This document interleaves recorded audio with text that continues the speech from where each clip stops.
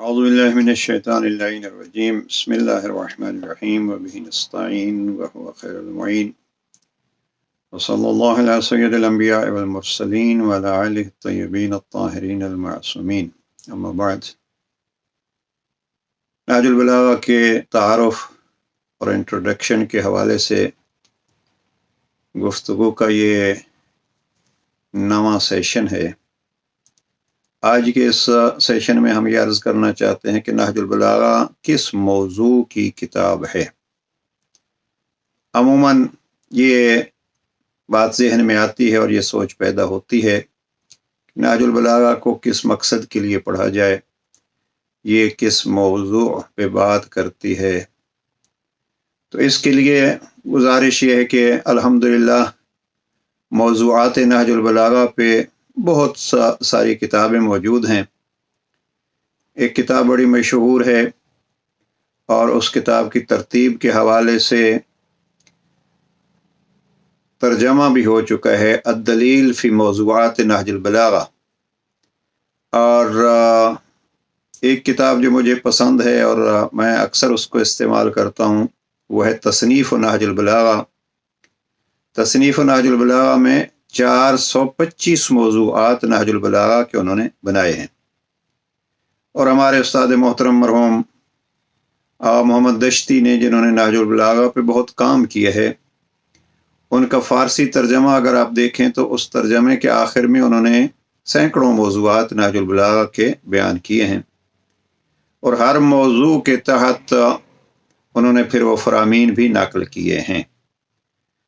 تو یہ سلسلہ موضوعات کے جاننے کے لیے تفصیل وہاں موجود ہے، لیکن میں یہ عرض کروں گا کہ کلی طور پر جو صاحبان نظر نہج البلاغہ سے کچھ سمجھنے کے لیے اور لینے کے لیے پڑھنا چاہتے ہیں وہ یہ بات ذہن نشین رکھیں کہ جس طریقے پہ قرآن مجید کے متعلق یہ بات کنفرم نہیں کی جا سکتی اور ایک لفظ میں اس کو نہیں کہا جا سکتا کہ قرآن مجید کس موضوع کا علم ہے اور کون سا اس کتاب کا موضوع ہے۔ مثلا آپ اکثر سنیں گے کہ اس کا موضوع انسان ہے۔ میں کہتا ہوں کہ انسان کو انسانیت سکھانا قرآن مجید کا موضوع ہے، اس لیے کہ انسانیت کے لیے ضرورت ہے کسی ایسے قانون و منشور کی جو انسان کو انسان ہی رکھے اور اس کو اس طرف نہ جانے دے، جب قرآن مجید خود اس کے بارے میں کہتا ہے کہ اولئک کالانعام بل هم اضل، کہ وہ تو حیوان کی طرح ہیں بلکہ حیوان سے بھی بدتر ہیں۔ تو قرآن مجید کا موضوع آپ کہہ سکتے ہیں کہ انسان کی ہدایت ہے، اور یہ فقط اس پہ بہت سارا کام ہوا ہے اور بہت سارے آرٹیکلز میں نے دیکھے ہیں اور علماء نے لکھے ہیں کہ اگر آپ ابتدائے قرآن سے آپ دیکھیں تو قرآن مجید کا ارشاد ہے ذالک الکتاب لا ریب فیہ، یہ قرآن مجید کی عظمت کے 4 الفاظ ہیں، اور اس کے بعد پھر فرمایا ھدی للمتقین، کہ یہ کتاب ہدایت ہے۔ اب یہاں تقریباً 9 جگہ پہ ایسے میں نے جو کاؤنٹ کیے ہیں ایسی مقامات ہیں جہاں قرآن مجید کو کتاب ہدایت کہا گیا ہے۔ لہٰذا اگر خلاصہ کیا جائے تو قرآن مجید کا موضوع ہدایت انسان ہے۔ اسی طریقے پہ جناب امین علیہ السلام نے بارہا قرآن مجید کو نہج البلاغہ میں ہادی کہا ہے۔ اب ہم تفصیل میں نہیں جا رہے بلکہ یہ کہ موضوع قرآن مجید کا ہم کہہ سکتے ہیں کہ ہدایت موضوع قرآن مجید ہے۔ نہج البلاغہ کے موضوعات کی طرف جاتے ہیں جب، تو میں تو اس کو ہر محفل و مجلس میں یہ عرض کیا کرتا ہوں کہ نہج البلاغہ تفسیر قرآن ہے۔ جب نہج البلاغہ کو آپ تفسیر قرآن کہیں گے تو وہی ہدایت کی تفسیر کی کتاب کا نام ہے نہج البلاغہ۔ وہ موضوع جو قرآن نے اہمیت کے ساتھ بیان کیا ہے، اسی موضوع کی اہمیت کے ساتھ تفسیر بیان کی ہے امیر المومنین علی ابن ابی طالب علیہ السلام نے۔ اب اس میں آپ اگر دیکھیں تو حقیقت میں جناب امیر علیہ السلام نے اس کا اظہار بھی کیا۔ قرآن مجید میں سے جب ہدایت کی بات کو چھیڑا جاتا ہے تو سب سے پہلے آیت سورہ میں इहदिन सिरातल मुस्तकीम, वहाँ ये खुद दुआ है, परवरदिगार हमें हिदायत फरमा। अब जब हिदायत फरमा तो उसके फौरन बाद अल्लाह सुब्हानहू तआला ने दुआ का तरीका ये बतलाया है कि साथ ये भी कहो सिरातल्लज़ीना अनअमत अलैहिम, उनकी राह ये सिरात मुस्तकीम जिसकी हिदायत हम तेरी ज़ात से तलब कर रहे हैं, वो हिदायत वाली राह वो क्या है? ये उनकी राह है जिन पर तेरी ज़ात ने नेमात नाजिल की हैं। अब अगर नेमात की बात आती है, यानी जिन पर नेमात नाजिल की हैं उनकी राह सिरात मुस्तकीम है, और उसी राह के लिए अल्लाह ने फरमाया दिन में कम अज कम 10 दफ़ा ये दुआ मांगा करो, इहदिनस सिरातल मुस्तकीम। जरा इस लफ्ज़ नेमत को सामने रखिए, मैं तफसील में नहीं जाता। नहजुल बलागा के दूसरे खुतबे में देखिए तो जनाब अमीर अलैहिस्सलाम फरमाते हैं वो जिन पर हमारी नेमत, लफ्ज़ नेमत इस्तेमाल हुआ है, नेमत जारी हुए हैं, वो कभी हमारे बराबर नहीं हो सकते।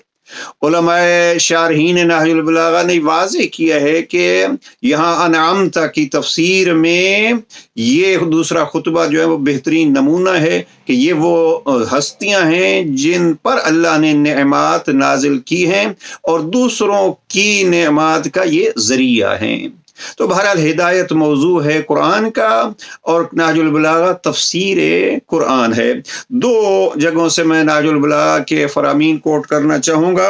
जनाब अमीरुल मोमिनीन अलैहिस्सलाम ने नाजुल बलागा के खुतबा 2 का जुमला तो मैंने अर्ज किया है कि ला युसफ़ी बिहिम मन जरत निअमतुहुम अलैहि अबदा।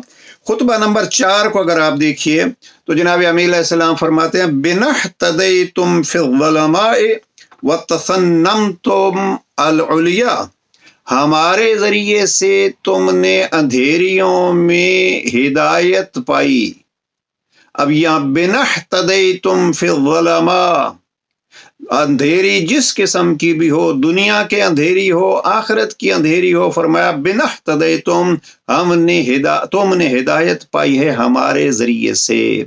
अब ये एक फरमान, और फिर ये हिदायत अमीरुल मोमिनीन को इतनी पसंद है कि अपनी जिंदगी का कुल मकसद इसी हिदायत को करार दे दिया है। अब यहाँ खुद को हादी का है बिनहतदैतुम, और ये इस पूरे अहले बैत को करार दिया है कि हम अहले बैत हिदायत का जरिया हैं। तो यूँ इसको कहिए कि ये कुरान मजीद की तफसीर का जरिया है। हमारी वजह से तुमने अंधेरों में हिदायत की रोशनी पाई और बुलंदी और रिफ़अत की चोटियों पर हमारी वजह से पहुँचे। तो यूँ कहा जा सकता है कि अली अमीरुल मोमिनीन कुरान मजीद के मुफस्सिर हैं। जब मुफस्सिर हैं तो फिर रहनुमाए हिदायत भी यही घराना और ये ज़ाते ग्रामी है। एक वाक़या कि जनाब अमीर अलैहिस्सलाम इस हिदायत को कितना चाहते हैं और हिदायत को कितना पसंद करते हैं।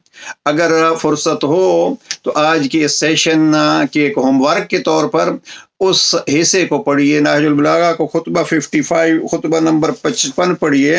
एक ऐसा मौका आया कि जनाब अमीर अलैहिस्सलाम को यहाँ खुतबा 55 में जंग रोकी, ये जंग सफ़ीन की बात है, जंग रोकी तो असहाब में ये सिलसिला चल पड़ा कि क्यों जनाब अमीर अलैहिस्सलाम ने जंग रोकी है।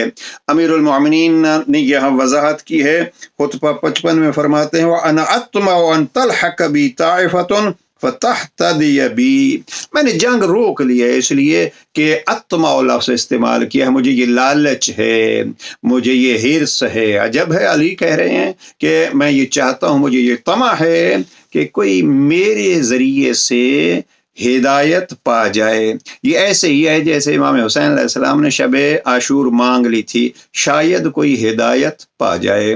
तो ये है नहजुल बलागा के मौजू को जहन में रखिए। सर फहरिस्त मौजू क्या है? हिदायत इंसानी। तो अब नहजुल बलागा में हिदायत के तरीके पूरी किताब में फैले हुए हैं। अगर खुलासा कलाम करें तो अली की कलाम की हिदायत के 2 मेन सतून हैं। एक सतून ये है अल्लाह की तौहीद का ज़ौक़ पैदा करना, बंदों में अल्लाह की तौहीद का ज़ौक़ व शौक़ पैदा करना, और दुनिया परस्ती का खौफ पैदा करना। मुझे जो समझ आई ये खुलासा होगा हिदायत का जो ज़रिया अमीरुल मोमिनीन ने इस्तेमाल किया है। परवरदिगार हमारी इस दुआ को कबूल फरमा। اهدنا الصراط المستقیم صراط الذین انعمت علیہم۔ والسلام علیکم ورحمۃ اللہ وبرکاتہ۔